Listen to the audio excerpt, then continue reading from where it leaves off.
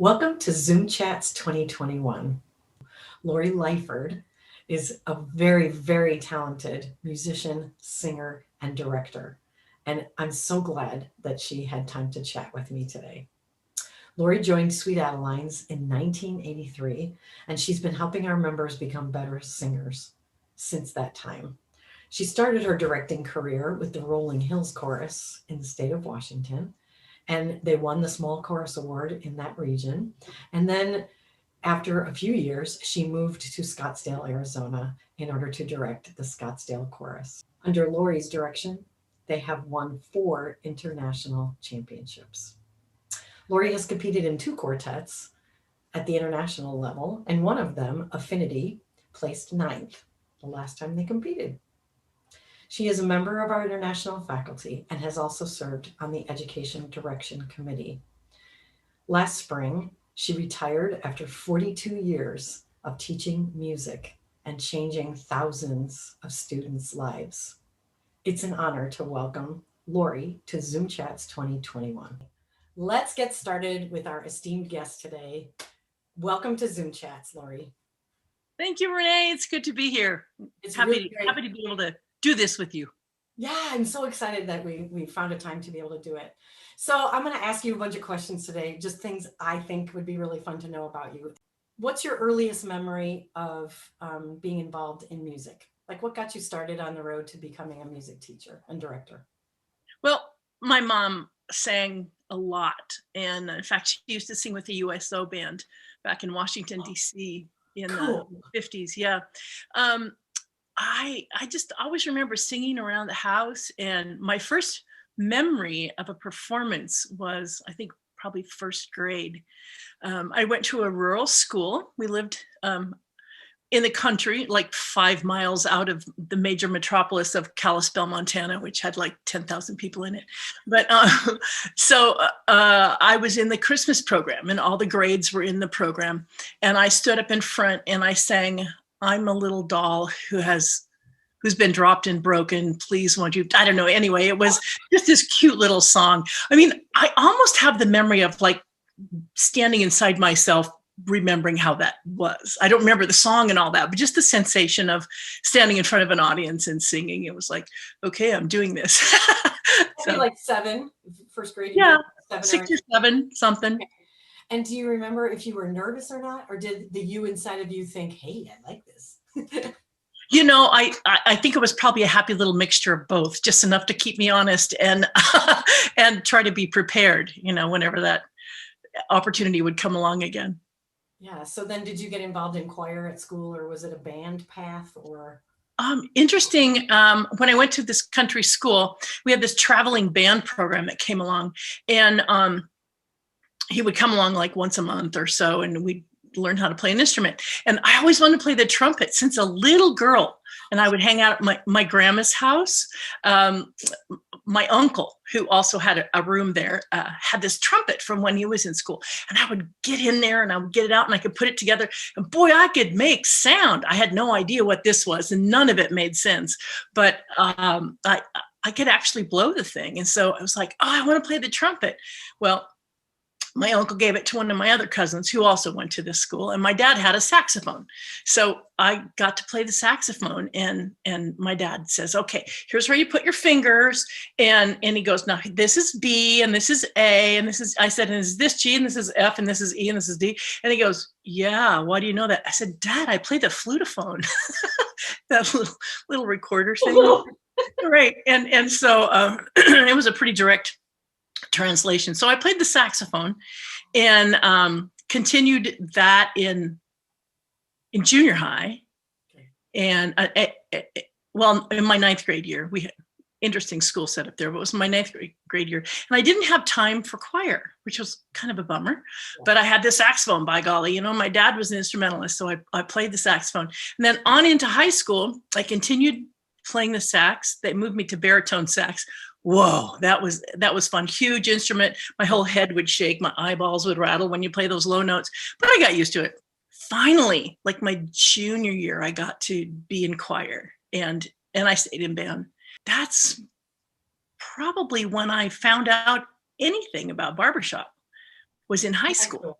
Oh, your teacher. My high school director, whose name is Don Goddard, was really involved in barbershop. And yeah, in fact, there's a video. It was really cool. There's this guy at the piano. I'm sure it was at a barbershop ed thing where he's playing the chords and he just calls them different songs and the chord progressions. And, you know, everybody's laughing. It was really funny. And I look in the second row, I can see, I just found him sitting there. So I know he was pretty involved in barbershop, and he had a men's barbershop quartet at the school. And my brother was part of that. And, he didn't do much with the, if anything, with the girls. Singing barbershop, though I do remember being in a quartet singing "Shine on Me," and I sang tenor. After that, I didn't have any more experience with barbershop for a long time. So you went to college to become a music teacher, or that was? I did. I was on a path. My junior year in high school, I was the only kid from my school selected to go to the All Northwest Choir, which was held in Portland, Oregon. Ooh. And the conductor was Dr. Paul Solomonovich. And my life was changed right there, because I had these two paths in my life. One had to do with athletics, and the other one to do with music. And I was good at both of them. And I thought, well, maybe I want to be a coach, maybe, you know, be a PE teacher and a coach, and that would be pretty fulfilling. And then, no, maybe I want to teach music or be, you know, it was just, I was never the kid who wanted to, you know, cure cancer or do something. I didn't have those kind of lofty ideals, but I knew what I loved. So then after this experience of learning so much and being a part of something so fantastic, I said, okay, I'm gonna teach music. And my senior year in high school, I sort of got that athletic thing fulfillment, because I took enough credits to become a college kid while still in high school, so that I could go to the college track team. All my friends were there, and I'd already won state I was a discus and shot put athlete and javelin. And I'd already won state my freshman, sophomore, and junior years and set records in all those things. I was a state champion. I took it upon myself to figure this out, how I could get eligibility and do college. So I did the college track thing my senior year in high school. And then I could go into college and just, with no regrets, study music. I was also in the college track team my freshman year, but I did the whole thing, college and student teaching and everything, within 4 years. So I was on a path, and I, you know, didn't deviate from that. What was your first job? My first job, I actually took sight unseen. I met the superintendent halfway. I was at home in Kalispell, Montana, Northwest Montana. And this school was almost on the coast in Washington. It was on the Columbia River. And so we met in Spokane for the interview. The superintendent was holding interviews there. So I met him there, and I decided, yeah, that's what I wanted to do. So I'd never been to the place. And yeah, it was at Wahkiakum School District in Cathlamet, Washington. So my very first job was elementary through high school. And I had 4th grade general music, 5th grade general music. Hold on, it gets better. 5th and 6th grade choir, 7th and 8th grade choir. That was good. High school choir, jazz choir. And then I had 5th grade beginning band, 6th grade continuing band, 7 through 12 band, and I coached track. And so I was, oh my God. And because you were 22. I know, right? And I had never stood in front of a band to conduct them. There was a time when I didn't know anything about this high school band, right? And I handed out music for them to sight read. And I remember this one piece. It was something Cakewalk. And it was just called Cakewalk. And they could not get through that from any shape or form. It was a mess. Okay. And so I picked it up, and oh my God, I was depressed, and I'm trying to find music they could do. And so then I passed it back out in, like, I don't know, March maybe, and they could play it. And it was like, oh, I've done something. They've learned things. Oh my God. But you know, the thing that got me moving through my other jobs, because that was my first job, and I was there for 3 years, was pep band. It was a big sports community. You know, everybody ate, slept, and drank high school basketball and football. And I personally came from a pep band tradition. And in high school. So that was the thing, right? So I got some pep band charts, and we made sure we could play the national anthem. And I'll never forget the first time at a basketball game, we're playing the national anthem. And like, we sat down at the end of the bleachers, and all these heads turned to look down there. And it was like, oh my God, they're pretty good. So my first year, I went from, like, I had 19 beginners in fifth grade. There were only two classes, so there were 45 kids total in that grade level. The next year, I had 42 out of 45 kids sign up for band. So anyway, that was pep band saved me. And the next principal saw my pep band at state and said, hey, I think you should come teach here. So I interviewed and I taught there. And the next school, I taught there for 6 years at Prosser. And that's when I started in Sweet Adelines as a director. So anyway, all these stupid little, interesting, not stupid, all these crazy little things that steer your life path if you have the courage to walk through the doors that open. I was probably too young and dumb to know in what deep water I was. So it's not dumb. It is passion. That's just passion for music. That's all you ever wanted to do. You changed how many students' lives? Have you ever added it up through the 42 years of teaching? How many students? no, And you were that doctor, you were that conductor for how many people? You've had students go on to become music teachers, yes? a few. So did you ever get to love standing in front of a band? Well, as it happens, my career moved toward band and away from choir as I was in Washington. My second job was about half and half, band and choir, jazz band, added marching band. The next job was the biggest high school in the area, and that was Eisenhower High School in Yakima. And we did marching band and jazz band, and I also taught some PE, but we had a beginner band. I also taught fifth grade band, so whatever would fill in to make my schedule full. And I loved teaching band, but I tell you, my band conducting was influenced by my ballad knowledge in Sweet Adelines. So really? they didn't start at the same time, but one started to influence the other one. The kids would be like, I'd say, okay, I want you to put a fermata right here. And I'd tell them to write that in the music. And they go, well, why? And I said, because it feels like it should be there, right? and all the things that we started off doing with a half note is a half note, a dotted quarter note is by God, a dotted quarter note, et cetera. We learned those rhythms, and it was just like this. And then I got into barbershop. It was like a suggestion. So. And did your students learn that kind of ad-lib feel? Were they able to put more music in their band pieces? Yeah, they were. And especially later on in my career, after I moved to Arizona and had all choirs, that really informed the lyric delivery of some of our jazz ballads. And so what's it like to be the person in that role when you have this Sweet Adeline life going on as well? Well, I always felt like I had the best seat in the house because I was right there. And I remember, because I'm pretty demonstrative, as you may know, but at the end of a particularly difficult piece or a exquisitely beautiful piece, and we're having videos taken of the concert, for memorabilia, et cetera, and I'd be like, yes.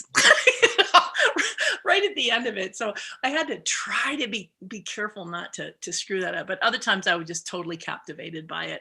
Yeah. And, well, you do that. But you do that in front of your chorus. I don't know. Yeah. You do that. I mean, you definitely celebrate with them. Yeah. Your smile is like $1 million smile. And it always looks like you're having fun up there. I wonder how much directors can really get out of left brain, even in a competition setting or a concert or a performance. Because you have to herd all of us. It's like herding cats. I mean, imagine high school choir students are the same way, but it's no different on our risers. You have, a director has this huge big picture view and also the sound in your head of what you want your groups to produce. So And that view, that huge view is the same with like when I had 27 people in front of me at Rolling Hills, because it's like I have all of them and they have me.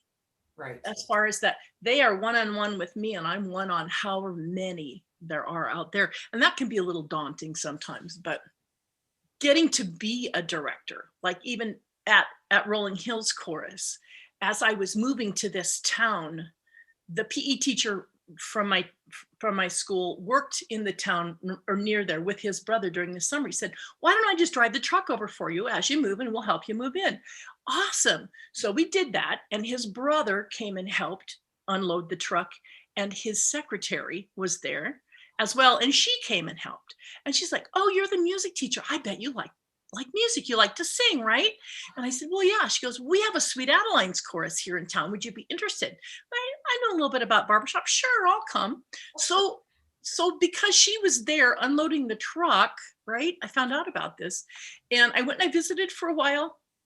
And honestly, I didn't love the position that I was put in, because I did know a lot of stuff, but not a lot of barbershop. Right. So I could hear things that were going a little haywire, but had to be careful about how I approached that, because I was not in charge. Right. And after, I don't know, 6, 7, 8 weeks, they said, okay, well, you should join, and that'll be $70. And that was like the international escrow thing or whatever that was at the time. No, I don't think this is for me. So I quit. I didn't do it anymore. A couple of years later, when I went to an All Northwest convention, this one I told you about, I was in as a singer. Well, I went to the convention as a teacher, and Cool. I happened to buy a ticket, with my registration for this dinner, like a keynote dinner or something. And I almost didn't go because I didn't know anybody that was going to be there. But I was too cheap not to go. It was like, I don't know. I bought it. I'm going. I bought it. I'm going, right? So I went, and here's this huge ballroom with all these rounds and their white tablecloths and all this stuff. I thought, where am I going to sit? I don't even, oh my gosh. So I sat down at this table, and there was this guy there. He seemed friendly and harmless. And so I sat down, we started visiting, and I said, well, why are you here? And he said, well, I'm here to keep an eye out on the special talent that's going to be performing later on. It's a men's barbershop quartet called the Most Happy Fellows. And I said, oh, I know about barbershop a little bit. My brother sings in a quartet, and I haven't tried it for a while, but it really wasn't for me. And he said, I want you to join me tomorrow at this class. And he gave me the information, the time, and the room. And I want you to see the Lakeside Chorus perform. And I'm going to introduce you to Zoe Thompson, their director, afterwards. And I think you'll really like it. So I went, and he was there, and we both sat right on the aisle, and Lakeside Chorus came in, and they were streaming in. And in 1983, they had over 100 people. They were huge. And they kept coming in, and oh my goodness, the music they sang was so compelling and fun and beautiful. And I'm like, so this is what it can be. And I just need to tell you, that man, that nice, sweet man who went out of his way to get me to go to that performance, Joe Lyles. Oh my gosh. Really? Right. Joe Lyles. He's my barbershop godfather. So that's just totally, that's him to a T. Absolutely. Well, and then I did get to meet Zoe afterwards. What a lovely woman. Yeah. I just love her to pieces. And she said, oh yeah, Rolling Hills, they're looking for directors. They could use someone like you. You should really think about it.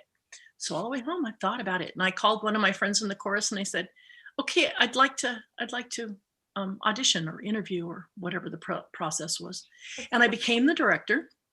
And 6 weeks later, I got to go to director's school in Denton, Texas. I never forget, I was on the tram. I'm just this kid from the sticks, honest. That's my whole background, right? And I'm on this tram trying to find my way there from the airport to the bus to this.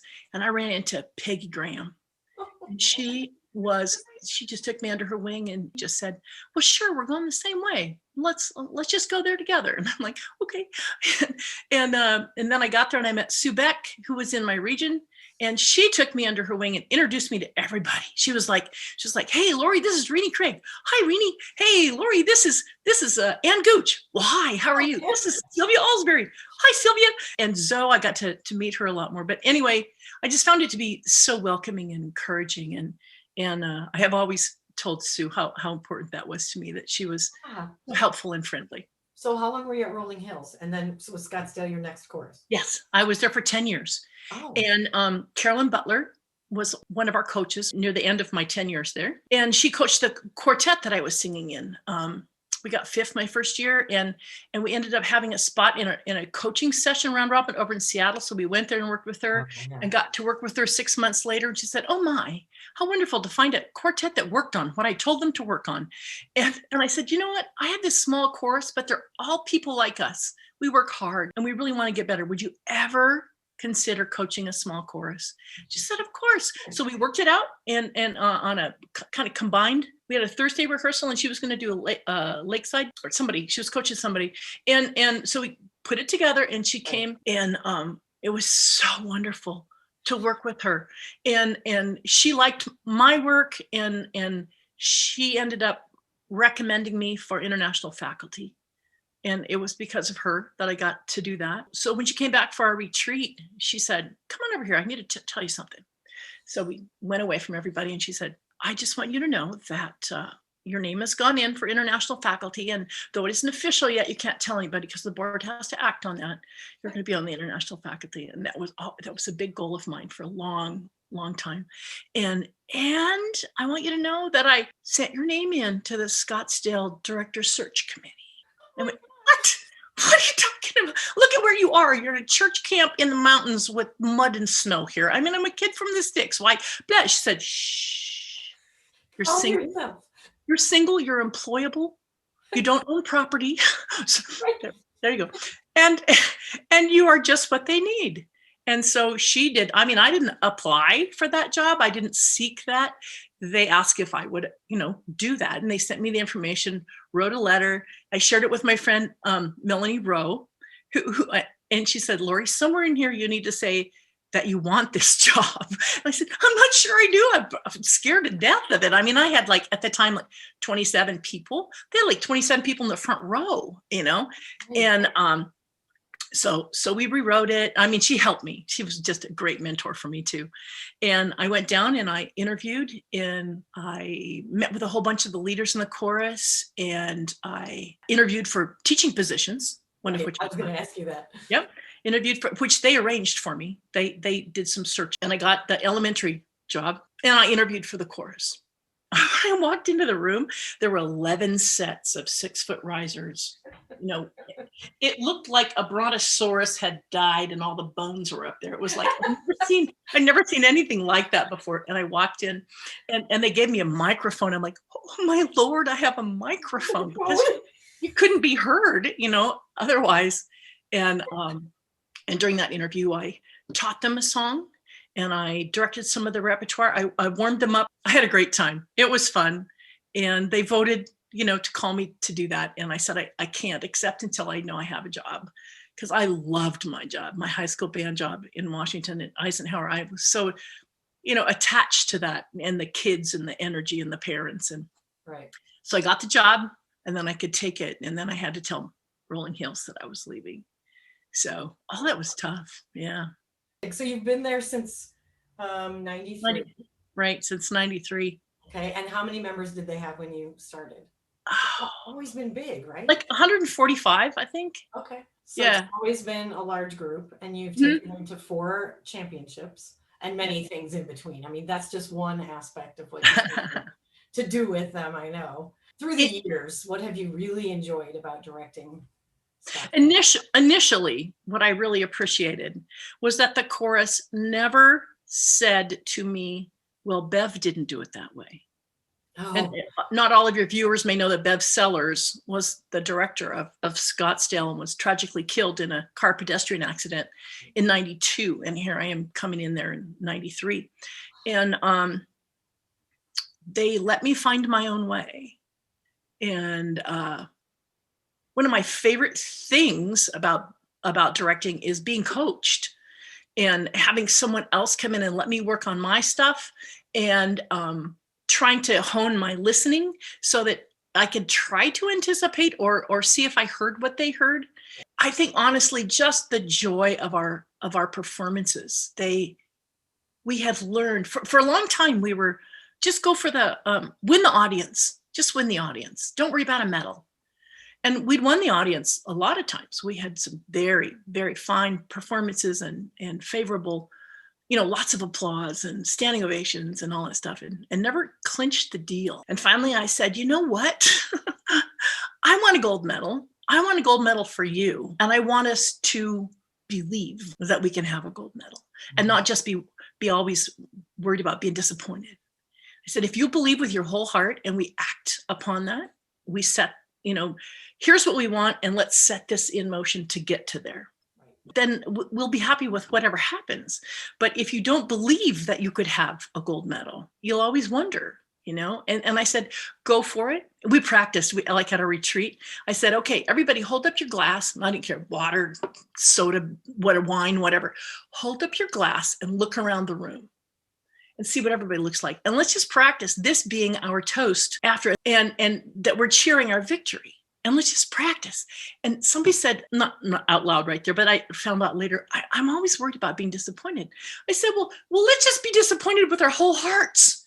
Let's go for it. Because if we don't put our whole hearts in it, it'll never happen. As it turned out, we did. We won in Detroit. The next time that we won was in Seattle. I mean, we were wild cards behind Harbor Lights, and had absolutely no pressure to win anything. You're a wild card. That means somebody else clearly beat you, and they're going to probably go duke it out for that. And I said, I don't care. We were sounding so good. Oh my Lord, just things were coming together and clicking, and the energy was good. That was also the time we added high school singers who wanted to be a part of this. That's another story. Yeah, okay. And their energy was just wonderful. And the chorus responded positively to that. And I said, let's just do what we do. And I don't care what color medal or ribbon or anything. Do what we do every Tuesday night. It's just so wonderful. Let's do that. And so we had worked on this, and the medal was the lovely byproduct versus thinking about the medal and then putting the things in place like it was for Detroit. And so was that the boom whacker year, Seattle? Yes, it was. So I had the good fortune of watching that very recently. And one of my favorite parts is the look on your face through the whole thing, especially playing the boom whackers, because you're sitting on the floor as part of the front row and you're all hitting each other with them. I mean, all planned, of course. I mean, that must have been hilarious to put together when you finally handed those out and then figured out, because it was so much staging and so much timing. And I mean, watching it from the audience, I wish that you could experience that too, because when they came out and then you started making music with them and then you changed keys. Yeah, that was cool, wasn't it? You threw up the set you had and a different set came down. I mean, I was gobsmacked.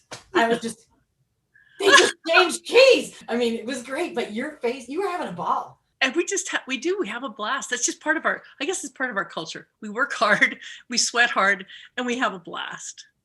And so how's the chorus doing? How are you doing through all of this? I know because you can't be together, and right. It's tough for everyone. We're all trying to remember that feeling of being in a room together, which now seems like it is a long time ago now. So how are you doing with all that? I suppose we're just about like everybody else. We have this really solid core of people who are always there, will climb over hot coals to get to their Zoom, and then there are other people who are on Zoom all day long, and it's like, oh, I just can't. And we're just like, go with grace. It's okay. We're here. Come in when you can. Put it on in the background. Turn the camera off. Turn your sound off. Just listen to what's going on while you're eating dinner or whatever. But I would say that the spirit of the people who have managed to keep it going has just been really wonderful. It's tough. It's tough for me. I feel like I have this huge responsibility, but then about the time I get swamped, I loop out to my leadership and I say, help me. I don't know where to go from here, what to do.